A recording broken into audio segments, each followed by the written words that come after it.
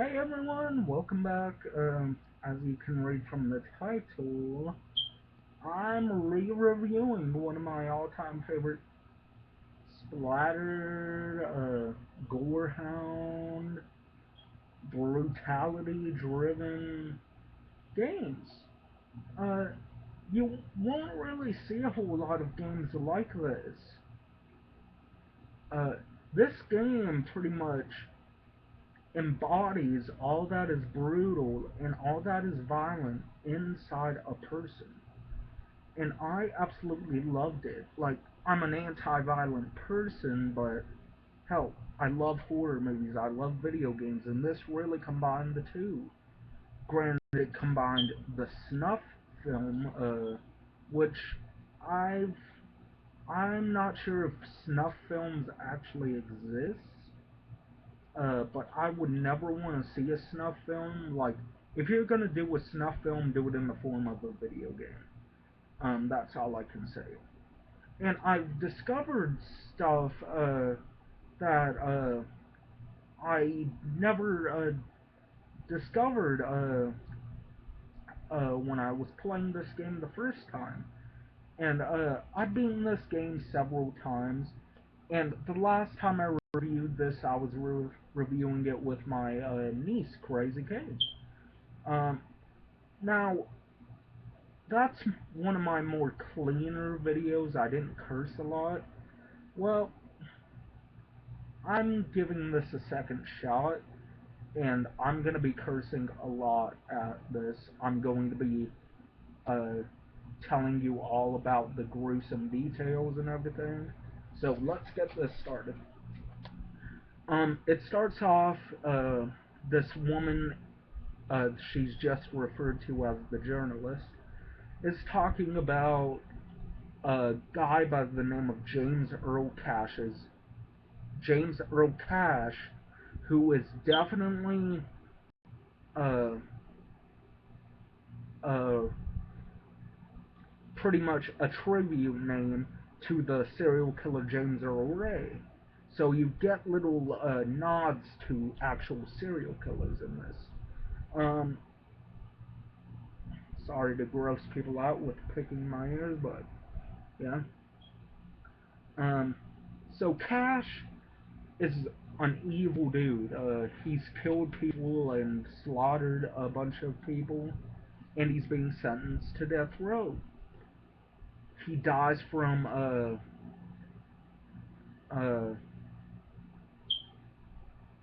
chemical. I forget what it's called, but he dies from getting shot up with chemicals. But it turns out a couple hours later, uh, you find out it was just a sedative. And he's brought to life from his sleep, and he just wants to get the fuck out. He wants to be free, but he ends up hearing a voice over the intercom, played very well by Brian Cox. Uh, Many people might know him from The Ring. He played on some horror episodes. I think he played on a Tales from the Dark Side episode. Um, Also, he's apparently a humanitarian. He donates to charities and whatnot. So this is the exact opposite of Brian Cox. Um, but anyways, he plays the director, and I'm using air quotes in this review a lot. Sorry. He plays the director, um, and you find out his name later on in the game, which I'll get to. So James doesn't want to follow the rules of the director, and the director's like, you know what? You want to get out of here alive? Uh, just do this for me, and you'll be done before the night is out. So this takes place in one night, so over a couple of hours. Uh, but when you're playing, it feels like a good 8 to 9 hours, maybe 10 hours at most. And you end up walking out of the prison, but first you pick up the headset, so uh, earpiece, I mean, so the director can tell you what to do, like where to go, what to do, how to get the job done. And since James Earl Cash is already a known serial killer, the director chose James Earl Cash. He chose him to be in the film called Manhunt. And pretty much the game is a snuff film. And it's an interactive snuff film. And pretty much James, at first the kills are like, mm, uh, you get a tutorial where R1 to run, R2 to sidestep right, R3 to look around and look behind. If you press, if you use the right analog stick, it goes into first-person view mode, so you can see the world, but you cannot move in this mode. Um, I mean, you can move, but it will just go back to third person, so the first person isn't really pointless. Um, L2 sidesteps left. L1 is to aim, and left directional button peeks to the right. What left and right directional button peeks to the right, and so on. Uh, Left analog stick, of course, moves. Select button does nothing. Up and down don't do anything. Start, of course, pauses. Um, so pretty easy to get used to controls. Square to heavy attack, X to light attack, circle to switch between weapons. It's also used to switch weapons, like switch one weapon out for another weapon type. And triangle is your action button, which that comes in handy for pushing buttons, opening up doors, um, pulling switches. Uh, you use the triangle button for a lot of stuff in the later stages. So we get our first kill. James is walking down the alleyway. You pick up a bag. Now, to everybody else, a plastic bag used for shopping, maybe get some video games, maybe rent a movie, get food, put it in the plastic bag. Well, for James Earl Cash, it's a weapon, and a pretty brutal weapon at that. You sneak up behind the hunters, as they're called, and what it says on the wall is pretty funny. This is sick humor, so excuse me for laughing, but I giggled at this. It says, "Kill this dumb fuck," and then it's pointing with an arrow to the guy, and you sneak up behind him. Now, here's what the kills are. You get a hasty kill, which is the first stage, which is white. You get a violent kill, which is yellow, and you get a gruesome kill, which is red. Now, since this is a chump who's just set up to be killed as a tutorial kill, you get to pretty much stand there as long as you want, just as long as you don't bump into him. Otherwise, he'll chase you and probably kill you right on the spot. Uh, so the one I do most of the time is when I first started out, the tutorial went by too fast. I was in the middle of talking to a friend, and next thing I know, the tutorial for the kill went past. All I saw was press square or X. So I immediately pressed X, and next thing I know, James goes like this with a paper bag and pretend I have a person's head uh, within the bag, and he's just pulling and suffocating the man. And I'm like, oh shit.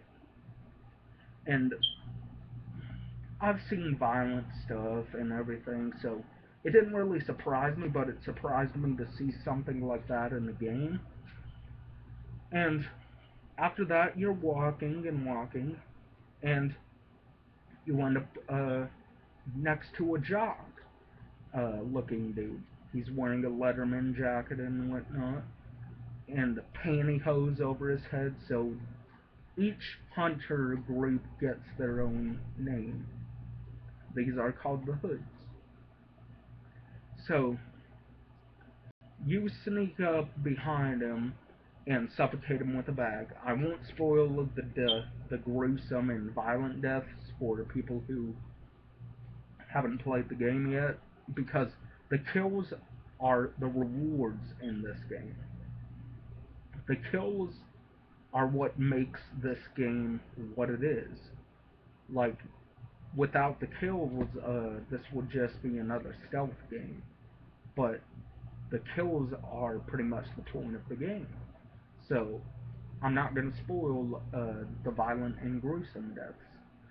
So, use your imagination with these next couple of weapons.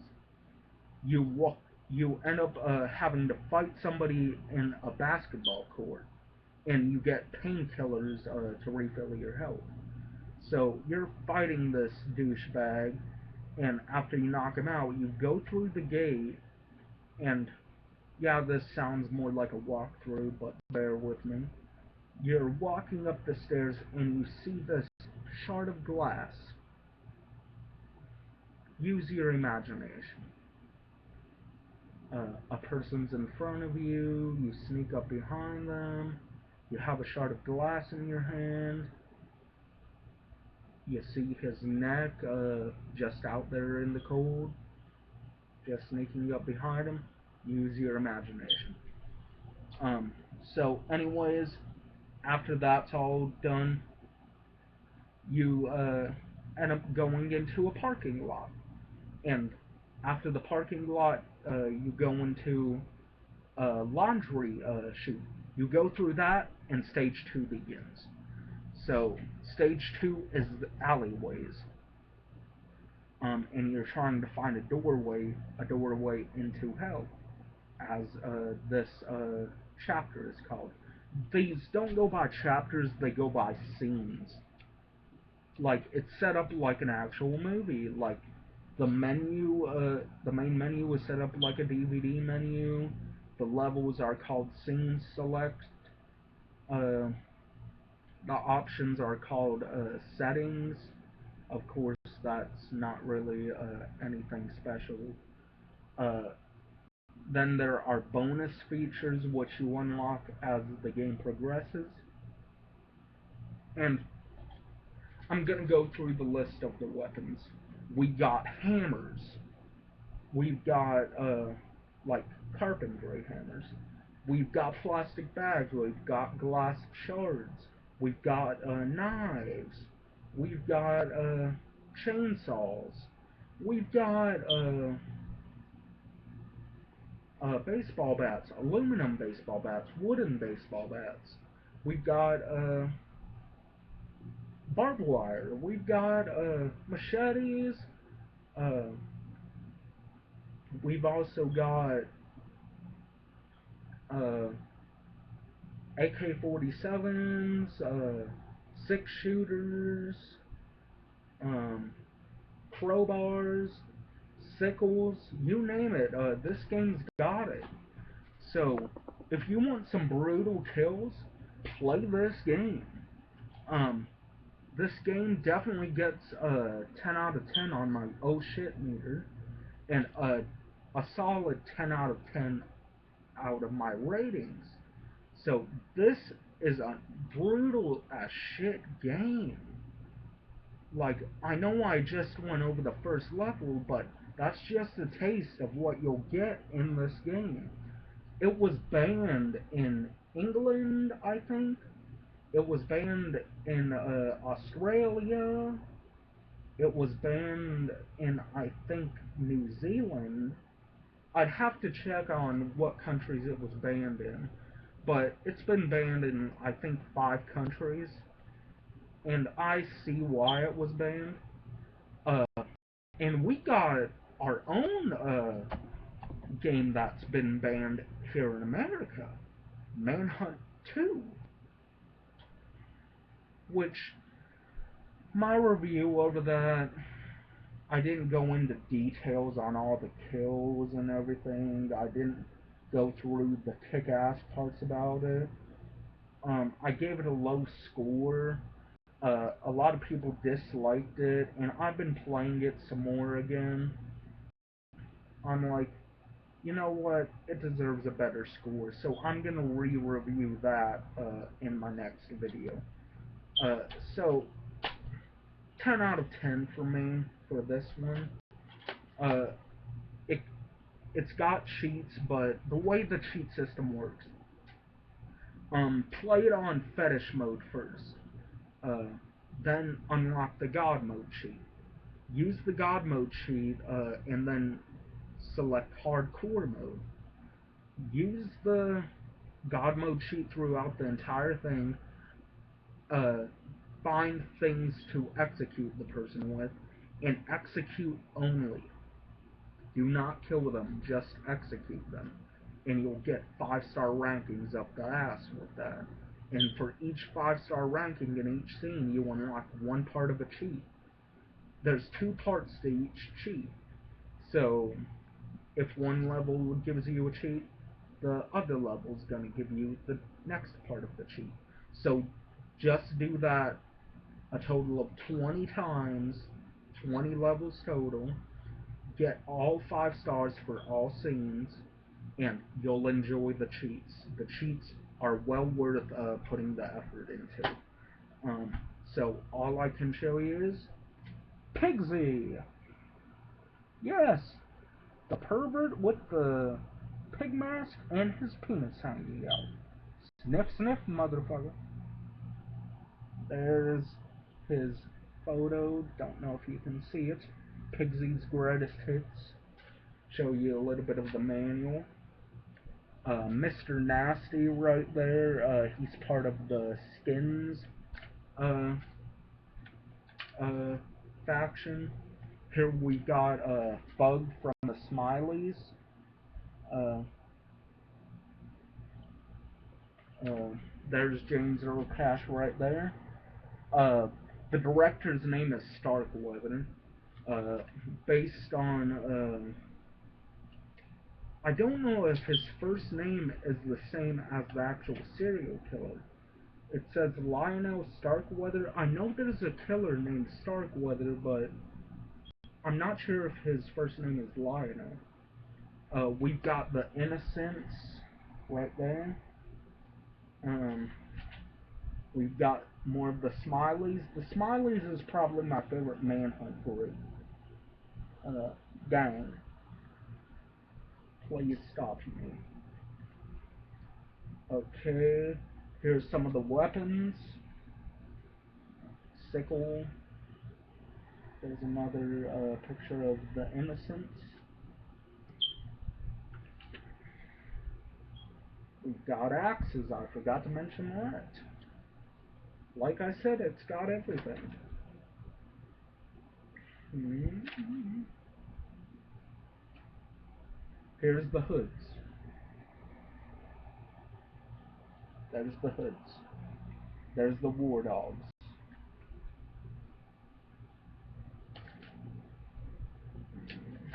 Apparently, if you have the headset for the PS2, you can actually shout into the mic and it will actually cause distractions for the enemies. There's a list of some of the scenes you'll witness in this game. Um, gun ammo,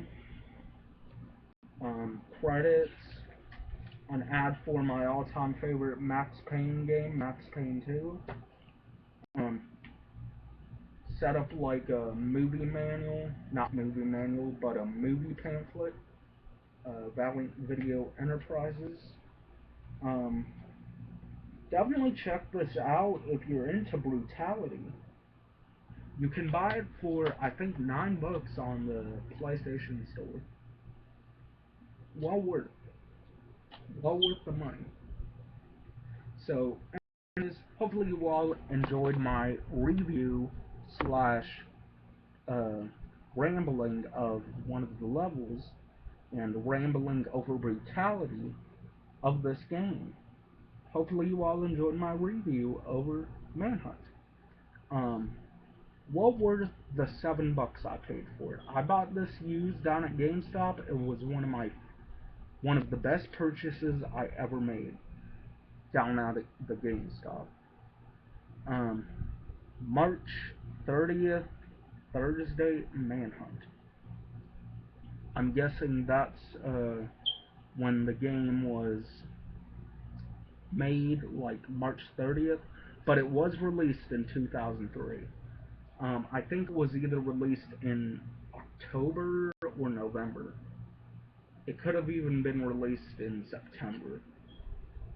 Nope, it was released in November because I remember hearing about it on the news. So, anyways, check this game out. If you love controversy, this is definitely up your alley.